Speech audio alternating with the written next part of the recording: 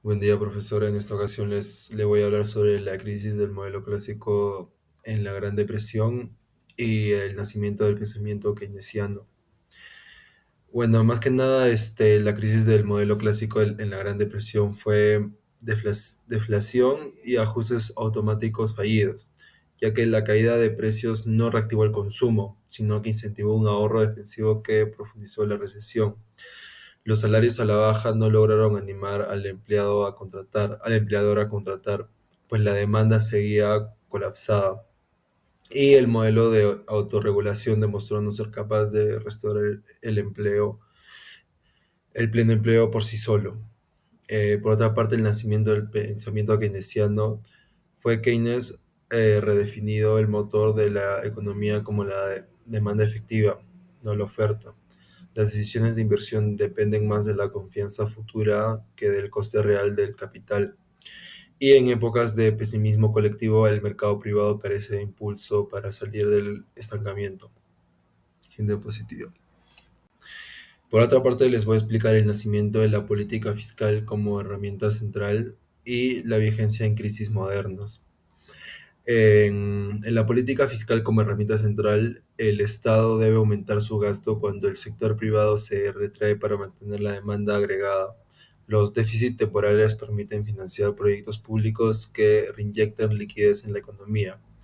Y por último, el objetivo no es el déficit por ser, sino es proteger el empleo y la producción en fases recesivas. Y por último, la vigencia en crisis modernas. Los paquetes de 2008 y los rescates de 2020 ilustran el uso continuo de la fiscalidad como estabilizador. Cada estímulo planea la distribución entre reactivar la economía y controlar el endeudamiento público. Hoy se busca equilibrar estímulo anticíclico con inversiones sociales y ecológicas sostenibles. Muchas gracias. Mi nombre es Matías Villavicencio Delgado y a continuación presentaré las principales críticas al liberalismo económico clásico. El liberalismo económico clásico, basado en la idea de que el mercado se autorregula por sí solo, ha recibido diversas críticas desde la teoría económica moderna, especialmente desde la perspectiva keynesiana. Estas son las principales. Sin embargo, antes de continuar, vamos a ver tanto los puntos de la crítica, lo que plantea el liberalismo clásico y qué ocurre en la realidad.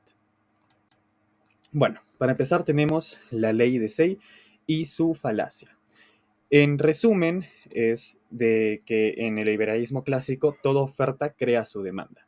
Sin embargo, lo que ocurre en realidad es que puede haber exceso de oferta y recesión. Esto está mejor explicado, donde esta ley supone que todo lo que se produce siempre encontrará compradores, lo que ignora la posibilidad de una insuficiencia de demanda agregada, y en la práctica, las crisis económicas muestran que puede haber exceso de producción y escasa demanda generando recesión. John Maynard Keynes refutó esta ley al demostrar que la demanda no siempre es suficiente para absorber toda la producción de bienes y servicios. Ahora, el desempleo involuntario. Aquí es donde mi grupo y yo nos hacemos una pregunta. ¿El desempleo es realmente involuntario?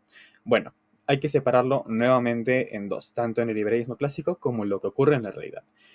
En el liberalismo clásico se cree que únicamente existe el desempleo voluntario. Sin embargo, en la realidad sí existe el desempleo involuntario. El desempleo voluntario sí existe, ya que las personas quieren trabajar al salario vigente, pero no encuentran empleo, y esto ocurre especialmente en tiempos de crisis económicas, donde las empresas reducen personal por falta de ventas y no por salarios altos. Sin embargo, Keynes mostró que el mercado laboral no siempre se ajusta rápidamente y que la falta de inversión o consumo puede dejar a muchos fuera del mercado de trabajo. Rigidez de precios y salarios. Vamos a ver tres puntos. Uno, en la realidad, los precios y salarios no bajan fácilmente ante caídas de la demanda. Hay contratos, sindicatos, leyes laborales y factores psicológicos que impiden ajustes rápidos. Dos, esta rigidez impide que el mercado alcance el equilibrio rápidamente, prolongando el desempleo y las recesiones. Y como último punto es que el liberalismo clásico asume que los precios y salarios son perfectamente flexibles. Haciendo un resumen de todo esto que acabamos de leer, es que en el liberalismo clásico los precios y salarios se ajustan fácilmente. Sin embargo, lo que ocurre en la realidad es que son rígidos, normalmente con tendencia hacia la baja. Y ya para finalizar con mi participación es el rechazo al rol del Estado. En el liberalismo clásico defiende un Estado mínimo sin intervención en la economía. La historia económica ha demostrado que el Estado debe intervenir para estabilizar la economía, estimular la demanda, generar empleo y proteger a los sectores vulnerables. Las políticas fiscales, es decir, el gasto público, impuestos y también las políticas monetarias, como las tasas de interés, emisión monetaria, etcétera, pueden evitar crisis profundas o acelerar la recuperación. Volviendo a compararlo entre el liberalismo clásico, es de que el rol del Estado debe ser mínimo. Sin embargo, lo que ocurre en la realidad es que sí se necesita que el Estado intervenga. Una intervención estatal es fundamental para que la economía funcione. Gracias. Bien, siguiendo con la exposición, en el punto número 3, yo les hablaré acerca de los fundamentos de la política fiscal keynesiana. Mi nombre es Javier Fernando Cheñavisa y lo que debemos saber de que este fundamento se basa en la demanda agregada, el cual es el gasto que hacen las empresas, los hogares, el Estado, y que es el factor clave en la producción y el empleo. Y en el caso de que ésta sea insuficiente, el Estado debe intervenir para poder estimularla. Siguiendo con la exposición, un enfoque o un pilar que sostiene este enfoque keynesiano es la demanda agregada como un motor de crecimiento económico. Para ello, el crecimiento económico y el empleo en un país no solamente está determinado por su capacidad de producción, sino que se refiere a ese gasto total que están dispuestos a hacer los diferentes agentes en una economía. Se basa en la lógica de que ante una demanda fuerte, las empresas producen más y contratan más personal, y la economía crece. En caso de que sea débil, esta reduce la producción, aumenta el desempleo y el estancamiento. Para Keynes, esta se llamaba la demanda efectiva o ese gasto real dispuesto a consumir e invertir, la cual determina cuánta producción y empleo habrá en el corto plazo. Y por eso debe ser estimulada cuando cae. En pocas palabras, cuando este gasto total es elevado o se incrementa, las empresas observan que sus productos tienen una demanda y salida en el mercado, la cual motiva a aumentar su producción para poder satisfacer esta demanda creciente. Entonces, para poder alcanzar esta meta, las empresas necesitan contratar más personal y usar más recursos, lo que genera una dinámica positiva entre crecimiento y empleo. Otra característica es la insuficiencia de la demanda que crea recesión. Ante un contexto de una baja demanda, las empresas no alcanzan a vender sus productos como ellos esperaban, lo cual genera incertidumbre e impacta en sus ingresos, por lo que muchas empresas optan por reducir costos, lo que se traduce a un mayor despido de personal.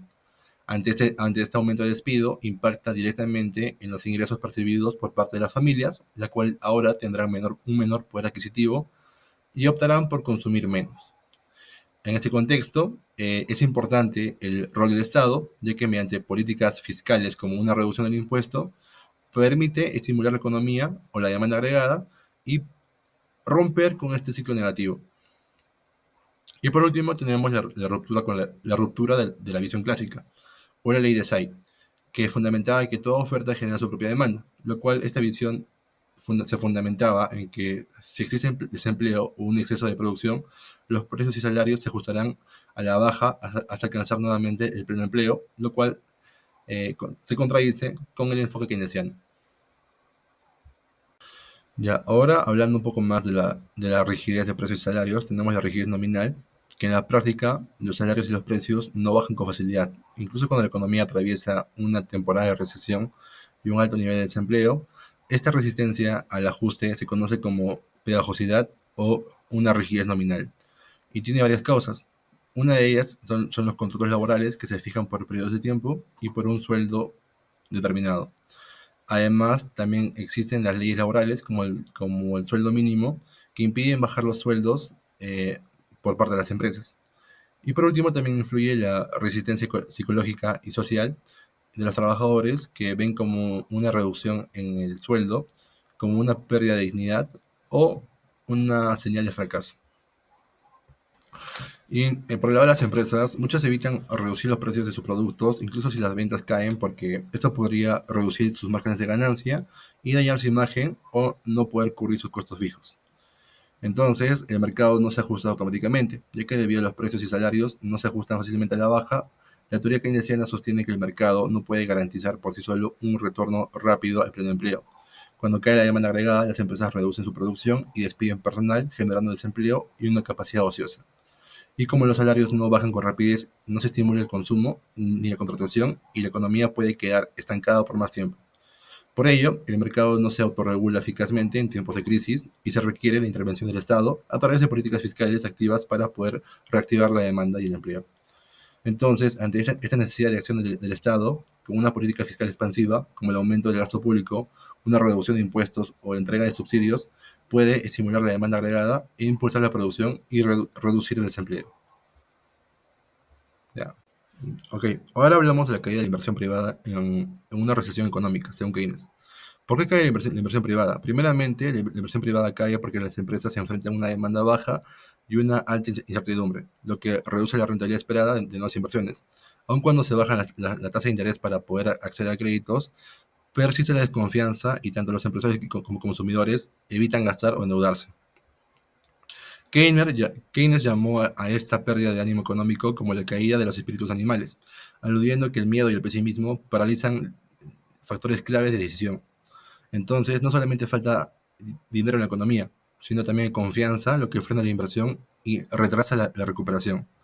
También se crea un círculo vicioso recesivo. Cuando la inversión privada cae en la recesión, se paran proyectos, lo que frena la creación de empleos y disminuye el consumo debido a menores ingresos familiares. Esto reduce aún más la demanda agregada, lo que lleva a las empresas a seguir postergando inversiones por falta de rentabilidad y generando un círculo vicioso. Así la economía entra en una trampa de estancamiento con alto desempleo y una capacidad ociosa. Ante esto, la respuesta fiscal para compensar la caída privada debe ser que el Estado actúe temporalmente para romper este ciclo recesivo y reactivar la economía hasta que la inversión privada recupere su dinamismo. Por último, tenemos el papel activo del Estado en la economía, principalmente como un estabilizador del ciclo. El Estado debe asumir un rol activo en la economía, especialmente durante crisis, ya que el mercado por sí solo no garantiza una recuperación rápida ni el retorno pleno al empleo. En temporada de recesiones puede haber un estancamiento prolongado con alto nivel de desempleo y una baja producción. Debido a esto, el Estado debe intervenir para poder estabilizar el ciclo económico y contener excesos en épocas de auge y estimular el gasto, el empleo y la inversión en tiempos de caída. Esta función de estabilizadora es clave para proteger la economía y el bienestar social. También el Estado posee herramientas fiscales, como la política fiscal es una herramienta clave del Estado para poder influir en la demanda agregada, ajustando el gasto público y los impuestos. Desde el enfoque keynesiano, esta debe ser anticíclica, ya que al aumentar el gasto o reducir impuestos en recesiones para estimular la economía y hacer lo contrario en épocas de expansión para evitar sobrecalentamientos e inflación. Así el Estado actúa como un estabilizador, suavizando las fluctuaciones del ciclo económico y buscando mantener la economía cerca del pleno empleo de forma estable y sostenible. También hablamos del multiplicador y efectos del gasto público. El gasto público no solo tiene un impacto directo en la economía, sino también un efecto multiplicador, ya que impulsa una cadena de aumentos en el consumo, la producción y el empleo. Este efecto se produce porque el gasto inicial genera ingresos que se vuelven a gastar, amplificando su impacto total. En tiempos de recesión, cuando el sector privado reduce su actividad, el gasto del Estado cumple un rol clave al activar otras áreas productivas. Así, el efecto multiplicador convierte la política fiscal en una herramienta eficaz para reactivar la economía y recuperar el nivel de producción y empleo. También la aceptación de déficits temporales, ya que incurrir en un déficit fiscal durante una recesión no solamente es aceptable, sino necesario. Cuando la economía sufre una baja inversión y un alto desempleo, el Estado debe aumentar el gasto público, aunque supere sus ingresos, con el objetivo de estimular la demanda agregada y poder reactivar la actividad económica. Y por último, tenemos la complementariedad con el sector privado. En el enfoque de Keynes, el Estado no busca reemplazar el sector privado, sino complementarlo cuando éste no pueda sostenerse con su actividad económica, especialmente en tiempos de crisis. Esta visión da lugar a una economía mixta donde el sector privado impulsa el crecimiento y el Estado actúa como un estabilizador. Ay, ya, bueno, sí. Buenas noches, profesora. Buenas noches, compañeros. Siguiendo con la exposición, voy a pasar ahora al punto número 4, que vendrían siendo los instrumentos de la política fiscal. Bueno, empezamos con el primero, que vendría siendo las transferencias fiscales directas. ¿A qué se refiere a qué se refiere cuando hablamos de transferencias fiscales directas? En este caso nos referimos al tipo de pagos realizados por el Estado, que su principal objetivo es contrapesar la economía en situaciones de crisis. Un claro ejemplo pueden ser los bonos o las ayudas monetarias a familias de bajos ingresos, los subsidios a pequeñas empresas o los programas de asistencia alimentar social. Un claro ejemplo del contexto peruano fue en el tiempo del año 2020, 2019, 2021, en el cual por el tema del COVID-19 y la pandemia y el tema de estar todos resguardados en nuestras casas, la gente no salía a trabajar y obviamente no había ingreso para poder comprar, lo cual no había demanda, y al no haber demanda los precios caían, ¿no?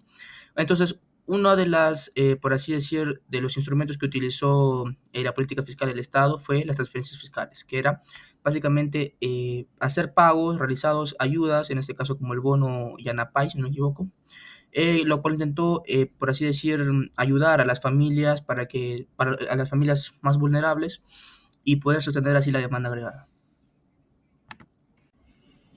Bueno, ahora pasamos lo que es el tercer instrumento, bueno, perdón, al segundo instrumento, que vendría siendo el tema de impuestos, dedicados a lo que es la política impositiva progresiva. Este tipo de instrumento va relacionado a aplicar impuestos mucho más elevados a quienes tienen una mayor capacidad económica. Esto lo que permite es tener una redistribución del ingreso y una reducción de la desigualdad en las personas en el país. Un claro ejemplo puede ser el impuesto a la renta al progresivo. Los que ganan más pagan un porcentaje mucho mayor.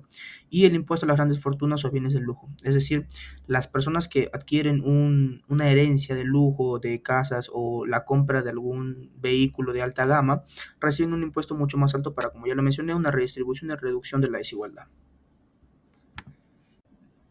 Bueno, siguiendo ahora con el instrumento número 3, dedicado al déficit fiscal y el endeudamiento como herramientas anticíclicas, este tipo de instrumento lo que quiere es, o lo que logra es tratar de enfrentar una recesión. El Estado busca aumentar su gasto o reducir impuestos, aunque esto implique un déficit fiscal. Esto tener un mayor endeudamiento con la intención de reducir, contrarrestar el ciclo económico negativo. Esto lo que hace o lo que aplica en pocas palabras, un claro ejemplo es la creación de carreteras, hospitales, etcétera, ¿no? Esto lo que hace es genera mucho más empleo para reducir el ciclo económico negativo. Lo importante de este tipo de instrumento es que tiene que ser temporal y sostenible para no comprometer la estabilidad financiera del país en el largo plazo. Por último, pasamos al cuarto instrumento, que habla acerca de los estabilizadores automáticos. Este tipo de instrumento son los que funcionan sin necesidad de tomar una decisión política en cada momento. Se reactivan de manera automática cuando la economía cambia. Un claro ejemplo puede ser el seguro de desempleo. Cuando aumenta el desempleo, crecen los pagos de esos seguros, lo que ayudan básicamente a hogares afectados y sostener el consumo de las familias. Los impuestos variables, que habla acerca de que cuando la economía se expande, se recauda más impuestos por el ingreso y al consumo. Cuando cae, la recaudación disminuye, lo que deja más dinero en manos de los contribuyentes y amortigua la caída. Estos mecanismos, ayudan a suavizar las fluctuaciones económicas sin necesidad de intervenciones constantes del gobierno. Muchas gracias.